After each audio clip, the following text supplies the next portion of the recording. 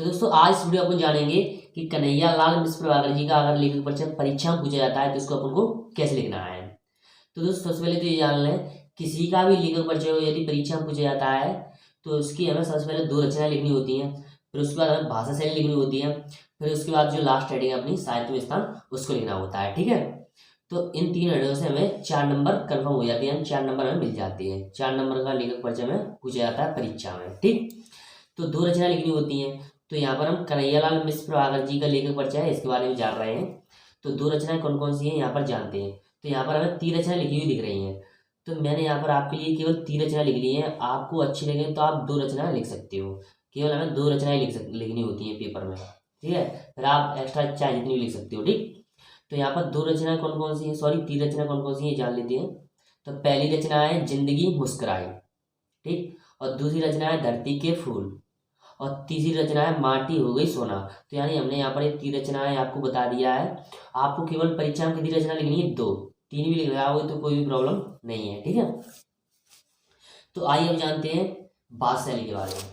तो 2 रचनाएं तो अपनी कंप्लीट हो चुकी हैं, फिर क्या लिखना होता है भाषा शैली। तो भाषा शैली में क्या लिखना है आइए इसको भी जानते हैं। तो भाषा शैली में अपन को लिखना है प्रभाकर जी की भाषा सरल एवं सहज है। इनकी भाषा कैसी है, सरल एवं सहज है। इनकी भाषा में अंग्रेजी उर्दू के बोलचाल के शब्दों का प्रयोग हुआ है। यानी इनकी भाषा में क्या हुआ है, अंग्रेजी भाषा उर्दू भाषा के बोलचाल है उनके शब्दों का प्रयोग हुआ है इनकी भाषा में। ठीक है, आगे क्या देखेंगे, इनकी भाषा में मुहावरों तथा कहावतों के प्रयोग से रोचकता आ गई है। और क्या हुआ है, इनकी भाषा में क्या हुआ है, इन्होंने अपनी भाषा में मुहावरों और कहावतों का प्रयोग किया है।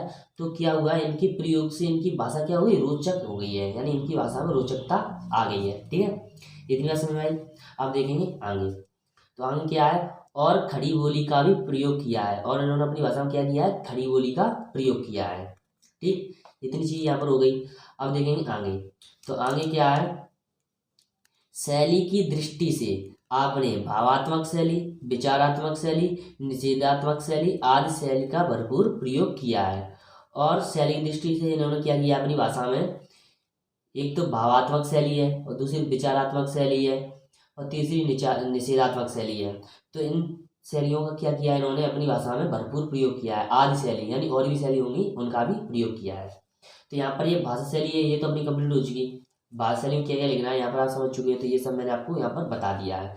तो ये सभी आपको कन्हैयालाल मिश्र प्रभाकर की भाषा शैली है उसमें आपको लिखना है। ठीक है, तो यहाँ पर 2 रचनाएं और भाषा शैली 2 चीज अपनी कंप्लीट हो चुकी। अब आइए देखेंगे इनकी लास्ट हेडिंग है साहित्य में स्थान।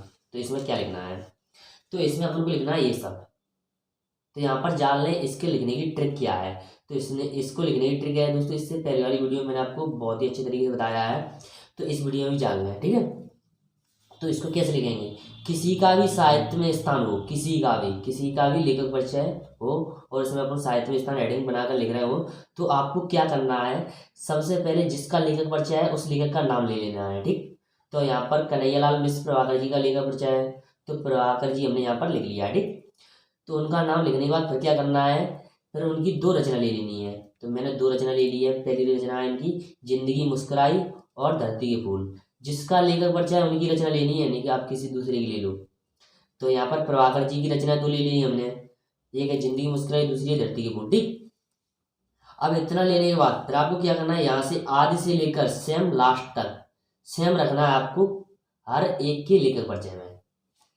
क्या करना है आपको, जिसका लेखक परिचय है उसका नाम लिखना है आपको, फिर क्या करना है, उनकी 2 रचना ले लेंगे अपन, फिर आदि से लेकर लास्ट तक पूरा अपन को हर एक के जो लेखक परिचय है उसमें सेम लिखना है यही। ठीक, कैसे लिखेंगे देखें, प्रभाकर जी ने जिंदगी मुस्कुराई और धरती के फूल आदि रचनाओं का अच्छे तरीके से वर्णन किया है, इसलिए इनका हिंदी साहित्य में सर्वश्रेष्ठ स्थान है।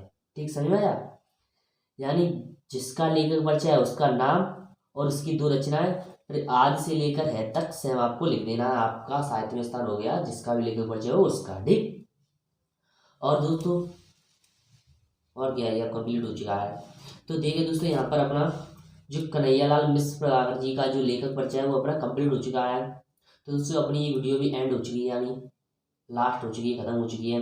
अगर दोस्तों वीडियो अच्छी लगी तो वीडियो को लाइक करना, साथ ही चैनल को सब्सक्राइब जरूर करना। तो दोस्तों मिलते हैं अगली वीडियो में, तब तक